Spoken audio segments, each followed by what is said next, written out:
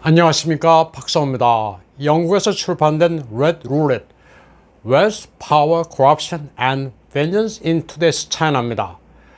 현재 중공에서 일어나는 부와 권력, 복수의 Red Roulette이라는 이 책은 출판된 배경부터가 심상치 않습니다. 중공 고위층과 밀접한 커넥션이 있는 타용 집단의 설립자로 여걸인 또안웨이홍이 시진핑의 반부패 캠페인 와중에서 체포된 사연을 묘사한 책입니다. 또안웨이홍은 2018년에 체포됐는데 이 책은 영국에서 살고 있는 그녀의 전 남편 데스먼드 솨, 중국명 선동이 저자입니다. 책은 곧 발매될 예정인데 월스트리트 저널이 선동을 인터뷰해 중화권에서는 상당히 화제가 되고 있습니다. 레드 룰렛은 저자가 또안웨이홍 바로 옆에서 2000년대 초 중공의 특권층이 어떻게 기업가들과 손을 잡고 큰 부를 이뤘는지 기록했습니다. 상하이 출생으로 홍콩에서 성장하고 현재 영국에 있는 그는 책에서 직설적으로 핵심을 짚고 있습니다. 중국은 도대체 누구의 것인가? 그가 생각하기로 중국은 붉은 귀족 혈통에 의해 장악되어 있습니다. 중국의 부호 기업가들은 초고액의 월급쟁이로 붉은 귀족을 위해 봉사하는 것에 불과하다고 그는 말하고 있습니다. 선동은 중공과 부호의 연합은 일시적인 것에 불과하며 사실은 붉은 귀족들이 전 중국을 장악하려는 목표의 일부분에 불과하다고 말했습니다. 중국 경제 건설과 해외 투자, 홍콩 장악을 돕는 목적을 달성해 필요가 없어지면 부호들은 중공의 적이 된다고 선동은 설명했습니다. 그는 해외에서 관심이 높은 알리바바의 마윈과 관련된 질문을 받고 중공의 눈에 마윈은 충분히 희생될 수 있는 존재라고 말했습니다. 마윈은 결코 자기 명의의 재산을 소유하고 있지 않으며 그 재산의 일부는 붉은 특권층의 것이라고 말했습니다. 많은 부호들이 공산당 특권층의 재산을 대신 맡아 가지고 있을 뿐이라는 겁니다. 중공의 권력이 후진타오에서 시진핑으로 교체된 2012년을 전후해 지도부 사이의 내부 투쟁은 정점을 잃었습니다.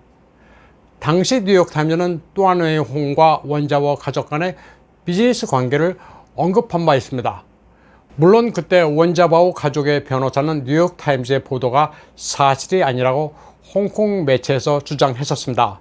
이후 2017년 19대 당대회의 전 장저민에 의해 차세대 지도자로 낙점된 순정차가 낙마하고 곧 이어 또안웨이홍이 갑자기 실종됩니다. 그리고 2년 뒤 왕치상 계열의 차이신망은 또안웨이홍이 순정차의 부패 사건에 연루돼 조사를 받고 있다고 폭로하지만 그 기사는 곧 삭제됩니다. 선동은 2017년 9월 이후 가족들이 또안웨이홍 소식은 전혀 듣지 못했다면서 자신이 낸 이 책이 중공의 정보 공개 계기가 됐으면 한다고 밝혔습니다. 선동은 또안웨이홍이 실종되기 2년 전에 이미 이혼한 상태입니다. 선동은 인터뷰에서 또안웨이홍이나 마윈이 유사한 케이스라고 말했습니다. 서로 대립하고 있는 붉은 정치 파벌 사이에 끼인 부호라는 점이 같다는 겁니다. 또안웨이홍 실종 사건은 여러모로 시사하는 바가 있습니다. 일단 그녀의 전 남편인 선홍이 또안웨이홍의 생사가 어떻게 됐는지는 모르지만 구금하고 있는 상태라면 석방해 달라는 호소입니다. 그리고 원자바오 가족까지 시진핑의 위협을 받고 있어 봐달라는 대리 메시지일 수도 있습니다. 원자바오는 시진핑으로서는 큰 은인입니다.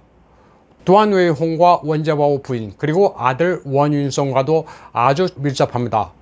원자바오의 아들 원윤성은 신트윈이 투자공사의 지분을 가지고 있는데 핑안보험이 상장되기 전에 투자했습니다. 그리고 상장된 뒤 60억 달러의 차익을 챙겼습니다. 원자바오가 시진핑의 은인이라는 점을 설명드리자면 이렇습니다. 충칭의 공안 거물인 왕리준이 미국 영사관에 망명을 요청한 사건이 발생했을 때 보실라에도 연루되어 있었습니다. 당시 시진핑은 부주석이었습니다. 왕리준 사건과 관련해 중앙에서 경론이 벌어졌습니다. 그때 공안의 거물 쪼용캉은 왕리준 선에서 조사를 마무리하고 보실라에는 건드리지 말자고 했습니다. 시진핑으로서는 보실라이를 제거해야 대권을 차지할 수 있는 상황이었습니다. 시진핑은 철저히 왕리준 이면의 정황도 조사해야 한다고 주장했습니다. 이때 시진핑을 거둔 이가 원자바오였습니다. 그러자 후진타오도 시진핑을 거들게 됩니다.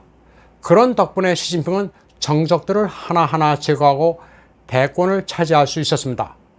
따라서 오래전 결정적인 순간에 도와준 예정이 있으니 원자바오 부인권으로 가족의 부패를 조사하지 말아달라는 간접적인 메시지라고 중화권 분석가들은 해석하고 있습니다. 뉴욕타임즈는 2018년 2월 8일자로 또한웨이홍 체포 사건을 기사화한 적이 있습니다.